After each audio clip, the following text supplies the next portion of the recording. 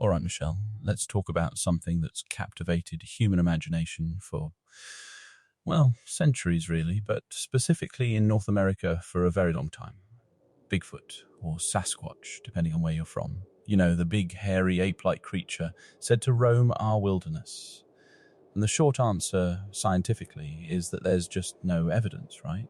But yet, the stories just keep coming. Exactly, Peter. That's the fascinating paradox, isn't it?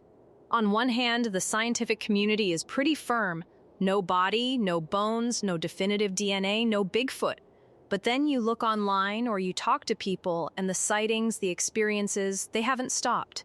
In fact, in some ways, they've only grown more accessible with modern technology. It's true. I mean, you'd think in this age of smartphones, drones, trail cams, that if something that big was out there, we'd have a definitive, undeniable photo or video by now.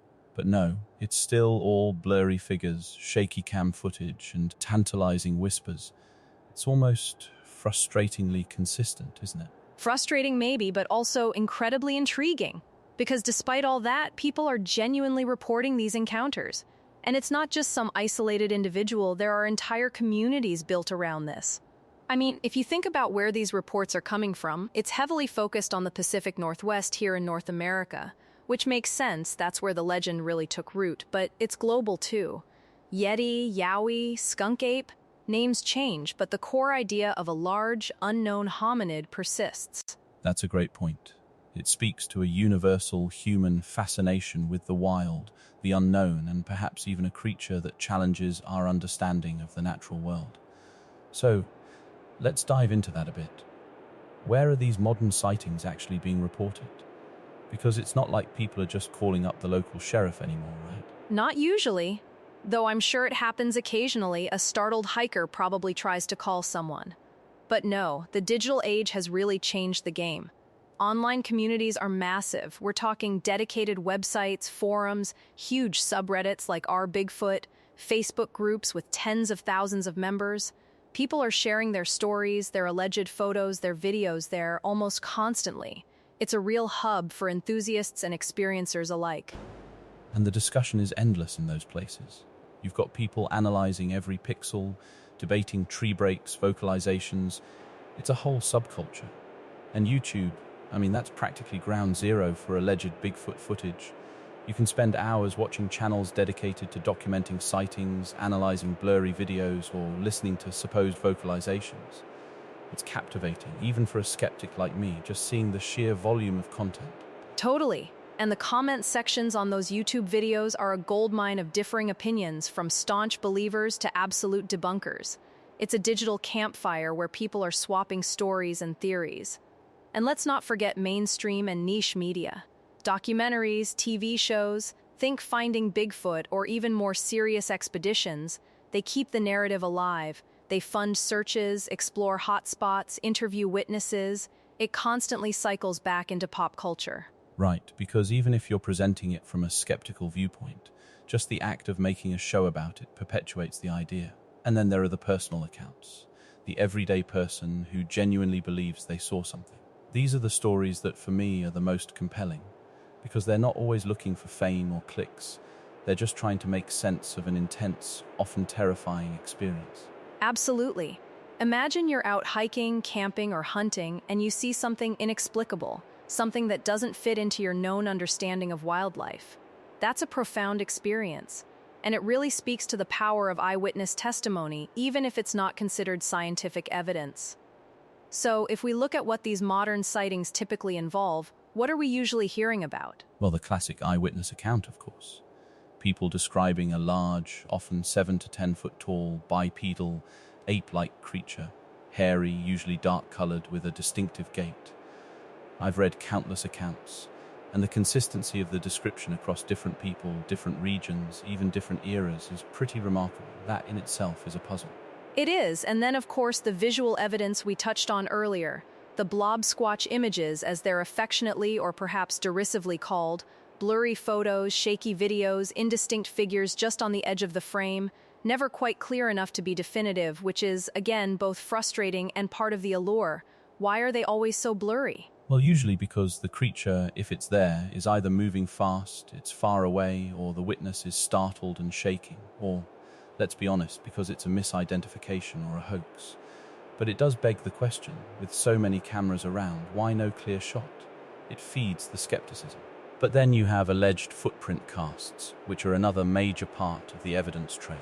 Ah, the footprint casts. Those are always intensely debated.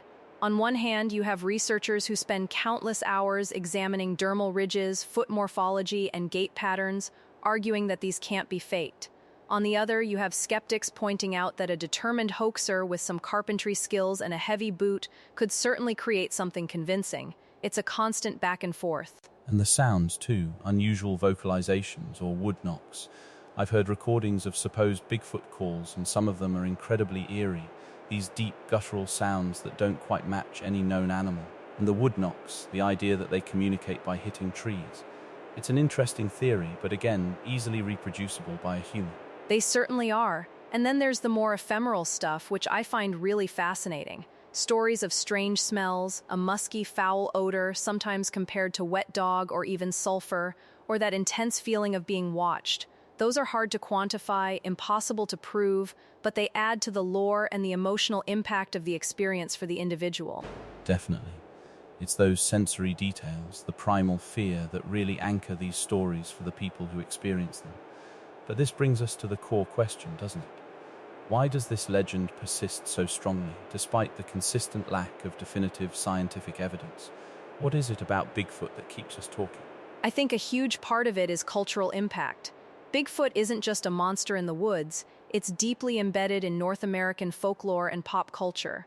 From cartoons to blockbuster movies, books, even sports mascots, Bigfoot is everywhere. It's a part of our collective consciousness, a modern myth that we've all grown up with, in some form or another.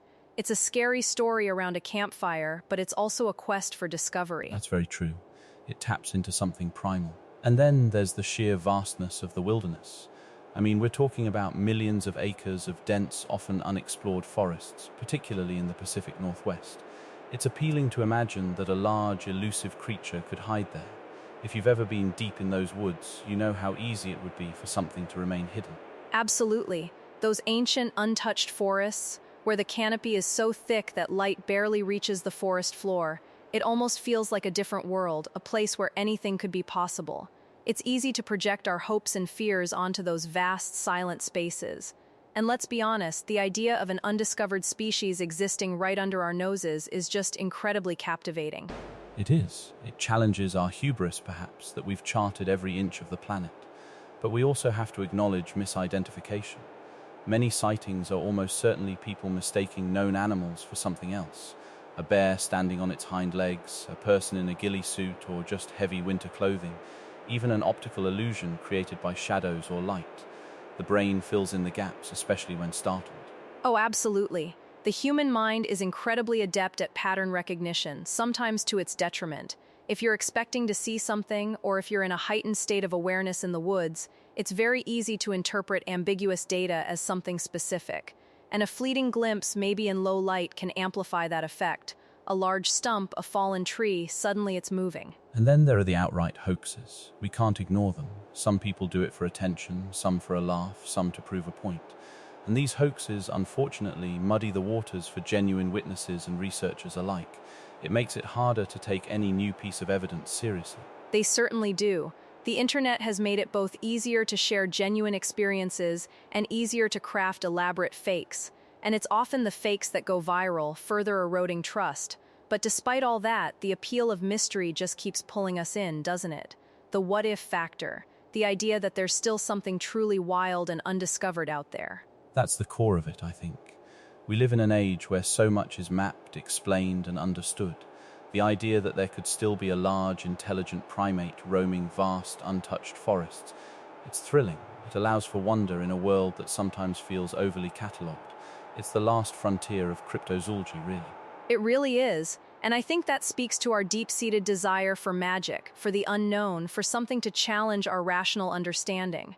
So while reports of Bigfoot are definitely a modern phenomenon, and you have people who genuinely believe they've seen something incredible, the scientific community, as we said at the top, just isn't there yet. No, they're not. They hold to the need for high-quality, verifiable physical evidence, a body, bones, irrefutable DNA, or undeniably clear photographic or video evidence.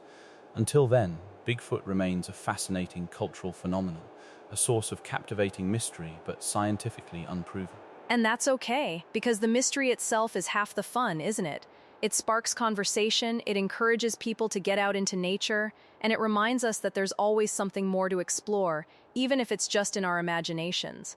It really is an incredible piece of our cultural fabric. Absolutely, Michelle. And who knows, maybe one day someone will finally get that undeniable shot. But until then, the legend of Bigfoot will continue to roam free, much like the creature itself in our collective minds. It's a story that keeps on giving. It certainly does. Thanks for diving into this fascinating topic with me, Peter. It's always a pleasure. My pleasure as well, Michelle. And to all our listeners, keep your eyes peeled and your cameras ready just in case. You never know what's lurking out there.